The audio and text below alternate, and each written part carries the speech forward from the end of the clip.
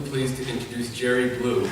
And Jerry is a principal librarian for the Hennepin County Library System and actually started in the Minneapolis library system in 1976, the year before this building closed.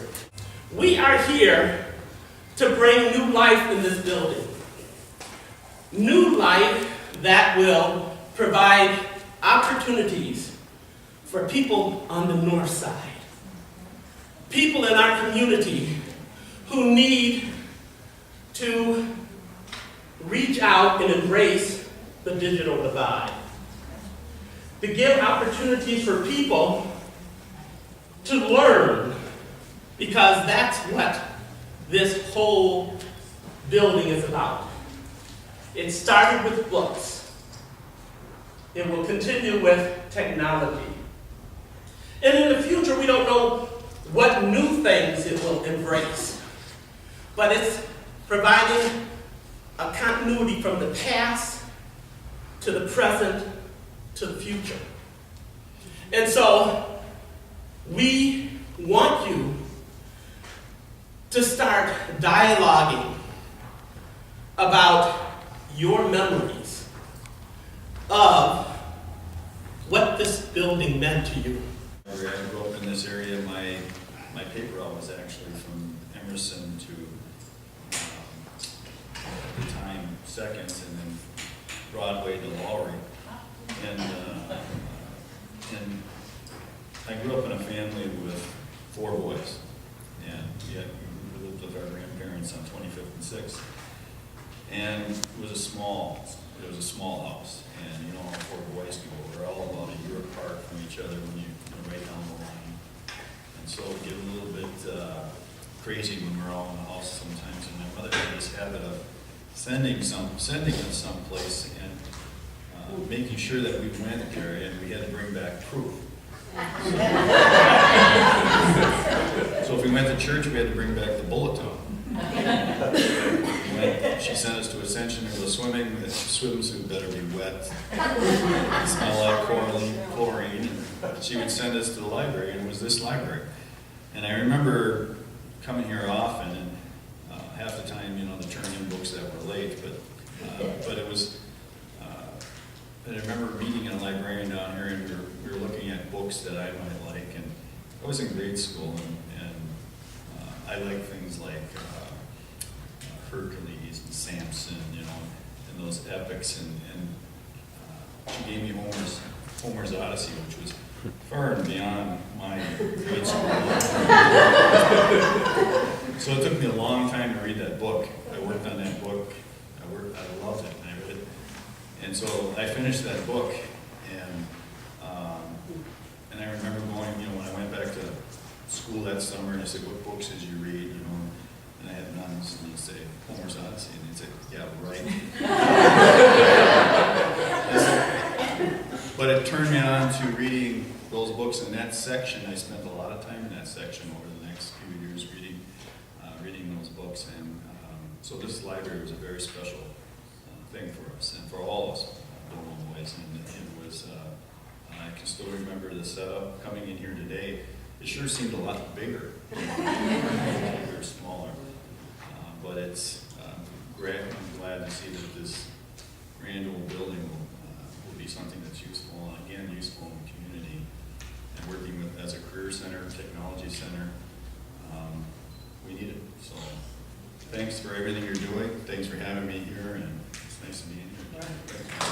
I must tell you, my house was built in 1883, and it's right down the block on 22nd and DuPont. And I have all kinds of stories to go with my house, having talked to people that had come there as children, and the research that was done by the city of Minneapolis to find more about my house when it was designated a historic site. So in 1888, students that wanted to go to high school had to go to Central High, which was located over in South Minneapolis on 4th. That was some distance, and there were a couple barriers too. One, according to the information I found, was a creek, and I believe that was Bassett Creek. Back in the day, Bassett Creek was the defining line between the Dakota People's Territory, according to a treaty made in the 50s, The other side belonged to the United States. So Bassett Creek has quite a history. And so in 1888, people had to cross the creek, which I believe was Bassett's. And the other thing was, as the railroads became prominent, there was a barrier in crossing the railroads. There was a man named by Mr. Abernathy who lived over here, and he said, we need a school on the north side. It's a long distance for people to get over to Central High. By the time they get there, it takes them a couple hours. For them to come back home, it takes them a couple of hours. They really don't have time for much else in their life when they're working especially.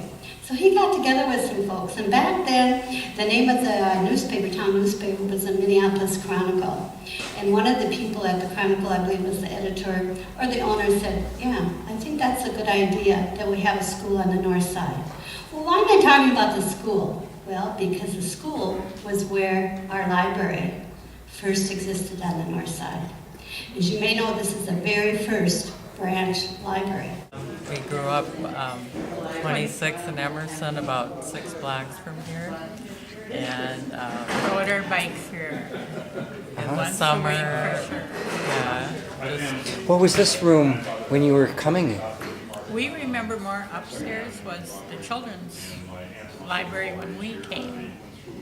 So we weren't really down in this. yeah, this was more in This was an adult section we're adults and I in think right now? periodicals maybe, Mhm. that kind of thing. And did they have fires over there in the winter? You know, I don't Not many remember. fireplaces I know in libraries. I don't. I know this is it's a common story, but this is the library we used to come over from north. I used to live Right. and so after school, we'd stop here to do something for some class assignment. Yeah. But I remember very clearly, I don't know who it was, but the librarian did not like teenage boys. Chief Dolan brought up a book and links that book to this place, and he'll never forget that book. What's a book that's from your childhood from here? The Sue Barton nursing stories. Are you by any chance a nurse now? No. No, but you read into those No, nursing I was books. going to be a librarian. First book was Rocket to Limbo. Science fiction. I remember it because I loved the book, but I also paid a substantial fine. And here on a summer day, it was so cool and quiet and clean, shining, you know, just How do you feel about looking at this building now then? it, It's much smaller. It is We much remember smaller. it. It is much Yeah. smaller. I was struck with its beauty outside, but we look at this room and look at some of the details of it, and we see a lot of work to be done. yeah, but just to be in here again. I like Jerry's story though, because he gave us sort of inspiration for not giving up. Yeah.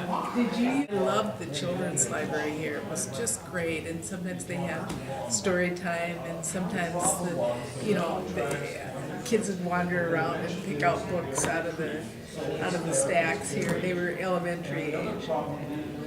Without ever realizing it, there's sort of an anchor point for our communities, and maybe you sort of realize it when you lose them. Yes. Yeah, that's right. Yeah, that's right.